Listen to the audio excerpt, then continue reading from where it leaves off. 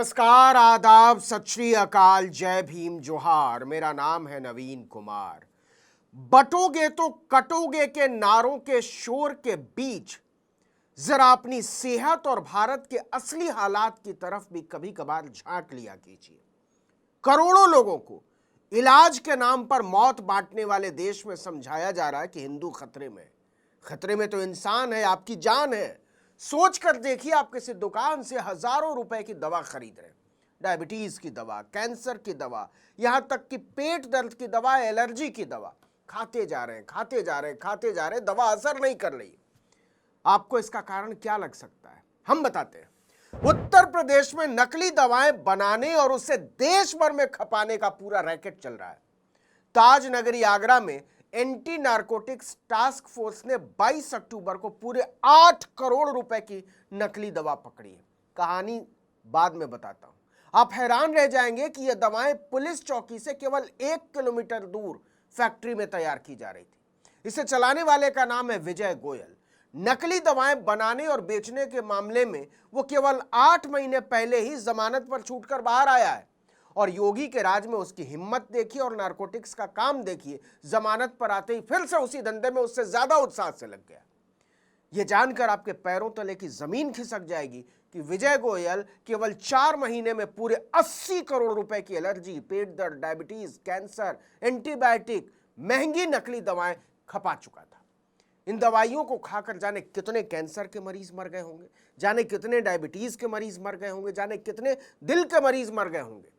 आप ये जानकर हैरान रह जाएंगे कि दवा के नाम पर मौत बेचने की यह फैक्ट्री आगरा के सिकंदरा थाने से केवल 4 किलोमीटर दूर और इंडस्ट्रियल एरिया पुलिस चौकी से केवल 1 किलोमीटर दूर। यह फैक्ट्री सुनसान इलाके में, पूरा काम सिर्फ रात के अंधेरे में होता था और सब कुछ इतना सीक्रेट रखा जाता था कि किसी को कानो कान खबर नहीं थी कि चल क्या रहा है, सिवाय नारकोटिक्स वालों के। बताऊंगा आगे। इस फैक्ट्री के आसपास न घर है न दुकान है।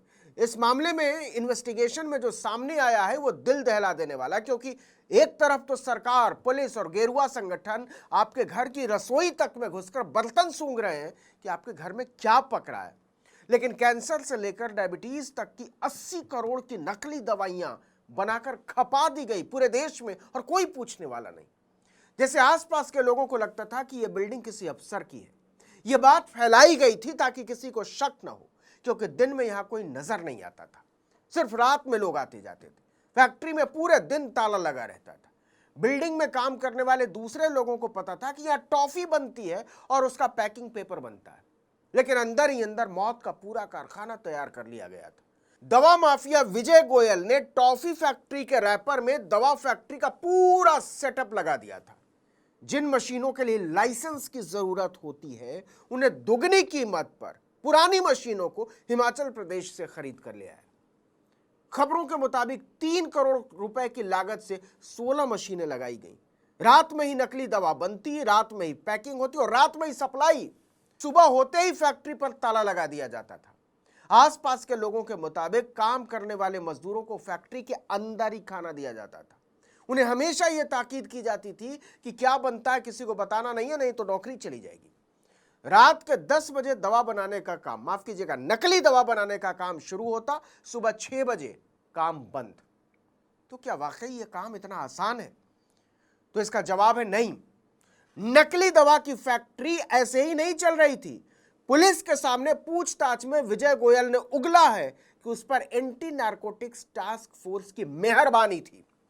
पुलिस अधिकारियों को पूछताछ में उसने बताया कि वो समय से हफ्ता पहुंचाता था और बेखौफ होकर काम करता था। उसने कुछ भ्रष्ट अधिकारियों के नाम भी लिए हैं।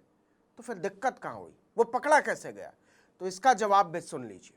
विजय गोयल हिमाचल प्रदेश में फैक्ट्री खोलने की कोशिश कर रहा था। हफ्ता वसूली करने वालों को यह बात पसंद नहीं आई, क्योंकि उनकी कमाई बंद हो जाती, रिश्वतखोरी वाली।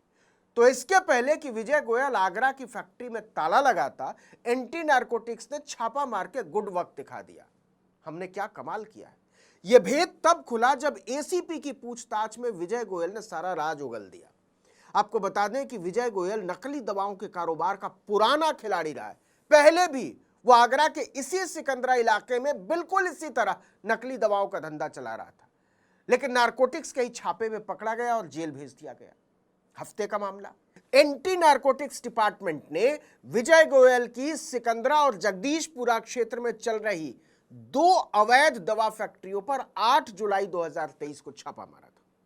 तब 6 करोड़ की नकली दवाएं बरामद हुई थी।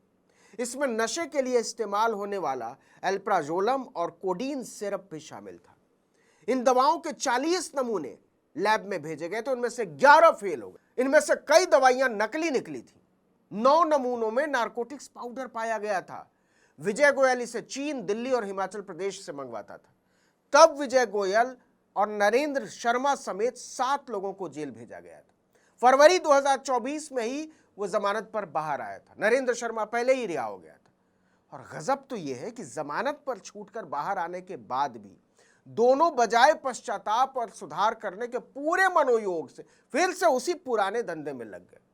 और उनकी हिम्मत देखिए, सर पर कृपा थी, इलाका तक नहीं बदला।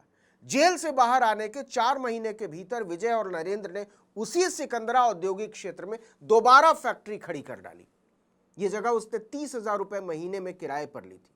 हिमाचल प्रदेश से पुरानी मशीनें मंगवाई, कच्चा माल खरीद कर ले आया और जुट गया। 3-4 महीने फैक्ट्री लगाने में लगे और इसके बाद धड़ाधड़ नकली दवाएं बेचकर नोट छापना शुरू। सोचिए, 4 महीने में 80 करोड़ की दवा खपा दी। एक मोटे अनुमान के मुताबिक मशीन लगाने में उसने लगभग 8 करोड़ रुपए खर्च किए, लेकिन इन 4 महीनों में वो कम से कम 80 करोड़ की दवाएं खपा चुका।